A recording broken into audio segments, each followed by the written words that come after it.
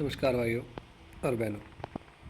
Uttar Pradesh sub inspector के exam में previously जो 2021 में एग्ज़ाम हुआ था नवंबर दिसंबर के समय काल में, मोटर वाहन अधिनियम 1988 तथा यातायात नियम के कुछ सवाल जो 2021 में आए थे उसको देखेंगे। एक बार इसका धारा 1 पढ़ लेते हैं ताकि आपको समझ में आ जाए मोटी मोटी बात क्या है। कि संक्षिप्त नाम, धारा 1 कहता है संक्षिप्त नाम, विस्तार और प्रारंभ को डिफाइन करा गया है इसमें। इस अधिनियम का संक्षिप्त नाम मोटर यान अधिनियम 1988 है तथा इस अधिनियम का विस्तार संपूर्ण भारत पर है, जिसमें राज्य तथा संघ राज्य क्षेत्र सभी शामिल हैं। इस अधिनियम में कुल 217 ए धाराएं हैं तथा 14 अध्याय हैं। यह अधिनियम 1 जुलाई 1989 से लागू हुआ तथा इसे राष्ट्रपति की स्वीकृति 14 अक्टूबर 1988 को प्राप्त हुई थी। 2019 में हुए बदलावों को हमने पिछली वीडियो में रिकॉर्ड करके अपलोड कर दिया है। अगर आप चाहें तो उन बदलावों को थोड़ा सा क्विक रीजन के लिए देख सकते हैं। और कुछ जो बड़े चालान में बदलाव हुए थे, 1000 रुपये से 2000, 2000 से 5000, है ना, उसको लेके हमने बदलावों को सिर्फ डिफ़ाइन किया है। वो एक ज़्यादा बड़ी वीडियो नहीं है, आप चाहें तो उसे स्पीड एक्स करके भी ये देख सकते हैं। चलिए, धारा 2 में हर तरह के वाहनों को डिफ़ाइन और मतलब समझाया गया है कि किस किस तरह के वाहन हो सकते हैं। ठीक है, माल वाहन बारे में। लेकिन हम सीधा चलेंगे सवालों पर भाई, तो आपका समय बिल्कुल बर्बाद नहीं करेंगे। हमारे पास सवालों का एक ज़ख़ीरा है जिसमें हर तरह के सवाल हैं, लेकिन हम प्रीवियस ईयर सवालों को ज़्यादा टैकल करेंगे और थोड़ा बहुत जो मुझे लगेगा इम्पोर्टेंट है आपको वो समझाएंगे। तो महत्वपूर्ण सवाल, मोटर वाहन अधिनियम, है ना, तो आंसर देख ही लिया आपने। मोटर वाहन अधिनियम 2015 लागू हुआ ए में 7 जनवरी 2015 में। मोटर वाहन अधिनियम 1988 प्रवर्तित हुआ, प्रवर्तित कब हुआ? 1989 में हुआ होगा, 1 जुलाई 1989 में। मोटर वाहन अधिनियम 1988 कितनी अध्यायों में वर्णित है? 14 अध्यायों में भाई वर्णित है। 217 धाराएं हैं इसमें। अब ये देखो कुल कितने धाराएं? 217। मोटर यान अधिनियम 1988 का विस्तार कहाँ है? संपूर्ण भारत पर है भाई। धारा 1 में बताया गया। मोटर वाहन अधिनियम में परिभाषाएं दी गई हैं। परिभाषाएं तो धारा 2 के तहत सारी मोटर वाहनों को परिभाषित किया गया है। 49 परिभाषाएं दी गई हैं। धारा 2 के अनुसार व्यवहारी डीलर के अंतर्गत किस व्यक्ति को रखा गया है? जो मोटर वाहनों के विनिर्माण, मरम्मत, मोटर यानों को पट्टे पर देता है। हाँ, चारों ही होगा उसमें, उपरोक्त सभी हो जाएगा इसमें मेरे हिसाब से, है ना। डिफाइन क्या होगा? धारा 2(8) के तहत व्यवहार यानी कि के अंतर्गत, व्यवहारी के अंतर्गत निम्न आते हैं: मोटर यानों के विनिर्माण, मरम्मत और पट्टे पर देने वाले। धारा 2 के अंतर्गत शिक्षा संस्था बस में कौन सम्मिलित है? शिक्षा संस्था बस में कौन सम्मिलित है? जो विद्यार्थियों को लाती है। कर्मचारियों का परिवहन बस पर शिक्षा संस्था का स्वामित्वाधीन होता है। देखो अंग्रेजी हिंदी थोड़ी सी ख़राब भी है मेरी, तो डी ऑप्शन सही है। सारे के सारे ये सब को शिक्षा संस्था बस को डिफ़ाइन करती है। ठीक है। हाँ, अब आपका सवाल आ गया जो पिछले वर्ष वाले एग्ज़ाम में आया था कि मोटर यान अधिनियम 1988 के तहत मोटर कैब शब्द का अर्थ है भाड़े या पारिश्रमिक के लिए चालक को छोड़कर डैश के वाहन के लिए निर्मित या अनुकूलित कोई भी मोटर वाहन, अधिकतम 7 यात्रियों, 4 यात्रियों, 6 यात्रियों, 5 यात्रियों। तो भाई अधिकतम 6 यात्रियों वाला ऑप्शन जो होगा इसका सही होगा कि मोटर अधिनियम 1988 की धारा 2(25) के अनुसार मोटर कैब से ऐसी कोई मोटर यान अभिप्रेत है, मोटर यान से ऐसी कोई मोटर यान अभिप्रेत है जो भाड़े या पारिश्रमिक पर अधिक से अधिक 6 व्यक्तियों का वहन करने के लिए निर्मित है। मोटर टैक्सी में भाड़े या पारिश्रमिक, सेम क्वेश्चन, 6 आंसर आएगा। मोटर यान अधिनियम 1988 की धारा 2(a)(2) के तहत ई कार्ट या ई रिक्शा शब्द का अर्थ है डैश विद्युत शक्ति वाला विशेष प्रयोजन बैटरी युक्त यान, अधिकतम 2000, 4000, 6000, 12000। अब देख लो कितने हज़ार की बैटरी लगती है, मुझे तो नहीं पता नहीं भाई। 4000 वाट की है। मोटर यान अधिनियम 1988 की धारा 2(a)(2) के तहत ई कार्ट या ई रिक्शा शब्द का अधिकतम 4000 वाट विद्युत शक्ति वाला विशेष प्रयोजन बैटरी युक्त यान से है। ओहो री बैटरी बहुत खतरनाक चीज़ है भाई सही में। नेक्स्ट क्वेश्चन, ई कार्ड और ई रिक्शा के लिए किया गया प्रावधान मोटर वाहन अधिनियम धारा 1988 की धारा 2A में अभी पढ़ा हमने पिछले क्वेश्चन में। ऑप्शन डी सही होगा इसका। 4000 वाट से अनाधिक विद्युत शक्ति का विशेष प्रयोजन बैटरी युक्त यान अभिप्रेत है। 4000 से ज़्यादा वाट का नहीं होगा। अभी नियम 2019 वाले नियमों का तो देखो देख लिया गया होगा ना इसमें। 21 में सवाल आया तो गाड़ी खरीदने के कितने दिनों के भीतर गाड़ी मालिक को बीमा पॉलिसी कराने के लिए बीमा कंपनी को संसूचित करना चाहिए? 30 दिन ही होगा, ऑप्शन नहीं 14 दिन के अंदर। ओके, गाड़ी खरीदने को 14 दिन के भीतर गाड़ी मालिक को बीमा पॉलिसी कराने के लिए कंपनी को संसूचित करना चाहिए। मोटर अधिनियम की धारा 147 में पॉलिसियों की अपेक्षाएं तथा दायित्व की सीमाएं संबंध बंद किए गए हैं। ठीक है। मोटर वाहन अधिनियम 1988 के अंतर्गत लाइसेंस की आवश्यकता से संबंधित धारा प्रावधान है। धारा 3 होगा। हाँ, धारा 3 अंतर के अंतर्गत लाइसेंस की आवश्यकता से संबंधित प्रावधान दिया गया। धारा 3 के अनुसार कोई व्यक्ति किसी सार्वजनिक स्थान में मोटर यान तभी चलाएगा जब उसके पास यान चलाने के लिए उसे प्राधिकृत करते हुए उसके नाम से दी गई प्रभावी चालन अनुज्ञप्ति है। ओके, सार्वजनिक स्थान पर मोटर वाहन चलाने वाले व्यक्ति के पास प्रभावी ड्राइविंग लाइसेंस होना चाहिए। यह मोटर वाहन अधिनियम की धारा 3। देखो 2021 में सवाल आ चुका है भाई, तो अब आपको पता है सवाल कैसे, ऐसे नहीं आएगा कि बहुत ज़्यादा टफ पूछेगा। आपको बेसिक सवाल पूछेगा, लाइसेंस कैसे, चालान का की धारा क्या है, लोक सेवक की वो क्या है, कार्रवाई क्या है, लोक सेवक की बात ना मानने पे कार्रवाई क्या है, पढ़े हैं मैंने, आपको पढ़ाता हूँ थोड़ा बहुत। मोटर यान चलाने के संबंध में आयु सीमा का उल्लेख अधिक नियम की किस धारा में किया गया? ये 4 में क्या होगा? मोटर वाहन चलाने के लिए संबंध में आयु सीमा का उल्लेख किया गया है। धारा 4(1) के अंतर्गत 18 वर्ष से कम आयु के व्यक्ति को सार्वजनिक स्थान पर मोटर चलाने प्रतिबंध है। अंतर्गत 16 वर्ष की आयु प्राप्त कर लेने के पश्चात किसी सार्वजनिक स्थान पर 50 सीसी इंजन से अनधिक क्षमता धारण करने वाले, सवाल आया तो नहीं है लेकिन इम्पोर्टेंट है, मोटरसाइकिल पर प्रतिबंध नहीं है। मतलब 50 सीसी का इंजन से अधिक, कम से कम का इंजन वाले मोटरसाइकिल चलाया जा सकता है। अब 50 सीसी से 100 सीसी तो यार चलो ठीक है मान लेता हूँ, 50 सीसी यानी कि वो TVS विक्टर वाला सिस्टम है। जो मोटर वाहन अधिनियम 1988 के तहत लाइसेंस दिया जाता सकता है 18 वर्ष से ना 17 का, बी ऑप्शन सही है। 16 वर्ष की आयु पूरी कर ली हो आवेदन कर सकता है। अन्य वाहनों को चलाने के लिए आयु कम से कम 18 वर्ष होनी चाहिए। अच्छा, बिना गियर की मोटरसाइकिल चलाने के लिए ड्राइवर लाइसेंस प्राप्त करने के लिए कोई भी व्यक्ति 16 वर्ष की आयु पर पूरी कर ली हो तो आवेदन कर सकता है बिना गियर की। मोटर वाहन अधिनियम 1988 के अनुसार मोपैड जैसे बिना गियर की मोटरसाइकिल चलाने के लिए लाइसेंस के लिए आवेदन किया सकता है 16 वर्ष तक।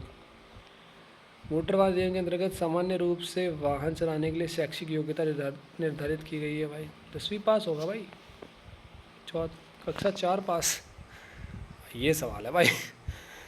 लगा आपको एटलीस्ट 4th पास होना चाहिए। मोटर वाहन अधिनियम के अंतर्गत सामान्य रूप से वाहन चलाने के लिए शैक्षिक योग्यता भी दी गई है भाई, 4th पास होना चाहिए आदमी। और निम्न दस्तावेज भी होने चाहिए, परीक्षा देनी होती है। देखो इसमें लिखा गया है, इसके लिए यातायात संकेत व नियमों में प्राथमिक शिक्षा परीक्षा देनी होती है। इसके लिए निम्न दस्तावेज जमा करने होते हैं: मेडिकल सर्टिफिकेट, निवास के पते का प्रमाण, आयु प्रमाण। 4000 रुपये में हो जाता है ये काम। 4500 रुपये में हो जाएगा, चिंता नहीं करना, ये सब हो जाता है। किसी व्यक्ति को परिवहन वाहन चलाने के लिए शिक्षार्थी अनुज्ञा पत्र, लर्नर लाइसेंस, शिक्षार्थी अनुज्ञा पत्र नहीं दिया जाएगा जब तक कि उसे कम से कम डैश तक के हल्के मोटर वाहन चलाने, 1 वर्ष होता है यार, 1 वर्ष, 1 वर्ष तो चाहिए भाई उसके लिए। धारा 7 के अनुसार हैवी मोटर व्हीकल चलाने के लिए आपको LMV जो है वो, HMV को चलाने के लिए LMV जो है वो 1 साल तक कम से कम आपके पास लाइसेंस होना चाहिए और गाड़ी चलाई गई हो आपसे। निम्न में से वाणिज्यिक वाहन अनुज्ञा पत्र लाइसेंस के लिए आवेदन प्राप्त करने के लिए कौन सा अनिवार्य है? वाहन फिटनेस, वाहन पंजीकरण, जीवन, चिकित्सा प्रमाण पत्र चाहिए भाई, डी ऑप्शन सही है इसका। आपका मेडिकल सर्टिफिकेट चाहिए, इसी वाले क्वेश्चन में हमने पढ़ा है ना, मेडिकल सर्टिफिकेट पहला ये सुझाव दे रखा गया था उसमें। अनिवार्य चिकित्सा है, बाकी सब तो फिटनेस तो होता रहता है वाहन का। जीवन बीमा ना। नेक्स्ट क्वेश्चन, मोटर वाहन अधिनियम के अंतर्गत परमिट का नवीनीकरण किया जाना आवश्यक है 15 दिन के अंदर। मोटर वाहन अधिनियम में लाइसेंस नवीनीकरण होता है 15 के तहत, और 15 दिन परमिट का नवीनीकरण 15 दिन के अंदर कराना आवश्यक है, और लाइसेंस नवीनीकरण धारा 15 के तहत होता है। ये सब अलग अलग बातें हैं, ध्यान रखना। मोटर वाहन अधिनियम के तहत लाइसेंस रद्द किया जाने से संबंधित प्रावधान है, पता नहीं, धारा 16। सवाल देखो, यदि लाइसेंस प्राधिकारी लाइसेंस बनाने अथवा नवीनीकरण से मना करती है तो उच्च स्तर पर अपील की जा सकती है। पता नहीं भाई, है 30 दिन के भीतर।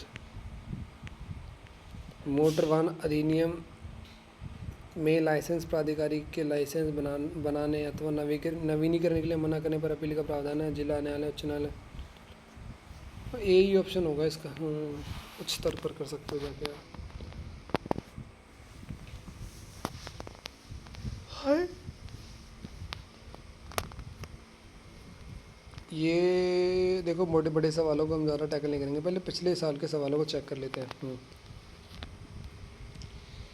सवाल है, गैर परिवहन वाहन के पंजीकरण की वैधता 5, 15, 10, 20, 15 होती है ना। 15 साल होती है भाई। वाइट बोर्ड नंबर प्लेट वाली और मोटरसाइकिल के मालिक के मूलतः पंजीकरण की तिथि से 15 वर्ष पूरे होने के उपरांत पंजीकरण प्रमाण पत्र के नवीकरण के लिए आवेदन करना होता है। ग्रीन टैक्स का भुगतान करने के पश्चात पंजीकरण की अवधि के 60 दिन से पहले पंजीकरण का नवीनीकरण किया जाना चाहिए। वीडियो ज़्यादा बड़ी नहीं करेंगे, तो धाराओं को ध्यान नहीं देंगे, हम बस देखेंगे जो पिछले साल के सवाल आ रखे हैं। चाहिए वाला सवाल पढ़ते चलो। मोटर वाहन अधिनियम के अंदर नियम बनाने का अधिकार है केंद्र व राज्य सरकार दोनों को है भाई। चलो, धारा 65 में क्या वर्णित है? राज्य सरकार की सड़क परिवहन का नियंत्रण करने की शक्ति, गाड़ी बीमा, मोटर या रजिस्ट्रेशन, गति सीमा। गति सीमा होगा 44 का डी होगा, मुझे लग रहा है यही है। राज्य सरकार की शक्ति को बताया गया है परिवहन नियंत्रण के लिए। प्रीवियस ईयर होने था। केंद्र सरकार द्वारा मोटर वाहन अधिनियम 2019 के तहत मोटर वाहनों को वापस बुलाने का आदेश दिया जाएगा यदि वाहन का मान्य पंजीकरण नहीं है, चालक के पास चालन अनुज्ञा पत्र नहीं है, वाहन पर्यावरण को क्षति पहुंचा सकता है, वाहन को उच्च मूल्य पर बेचा गया था। सी ऑप्शन सही है मेरे भाई, क्योंकि वाहन पर्यावरण को क्षति पहुंचा सकता है, यही सबसे बड़ा मुद्दा है। पर्यावरण संरक्षण अधिनियम है ना, जो क्या है मैं तो भूल गया, 1986 वाला है शायद। पर्यावरण संरक्षण अधिनियम, EPA, एनवायरमेंट प्रोटेक्शन एक्ट।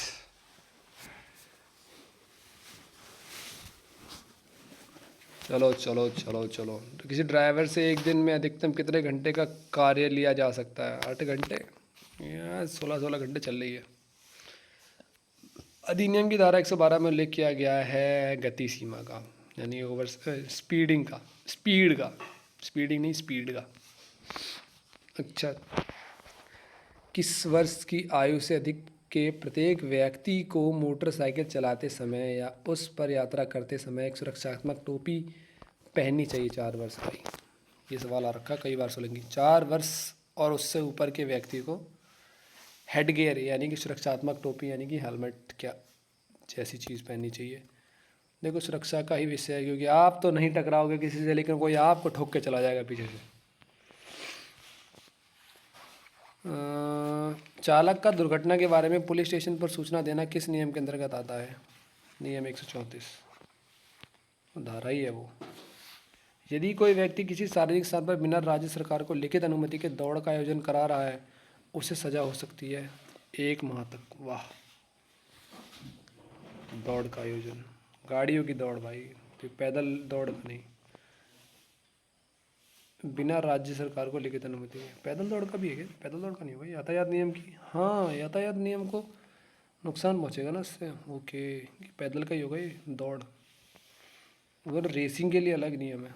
मृत्यु या स्थायी विकलांगता के मामले में मुआवजे का दावा करने का अधिकार मोटर वाहन अधिनियम 1988 की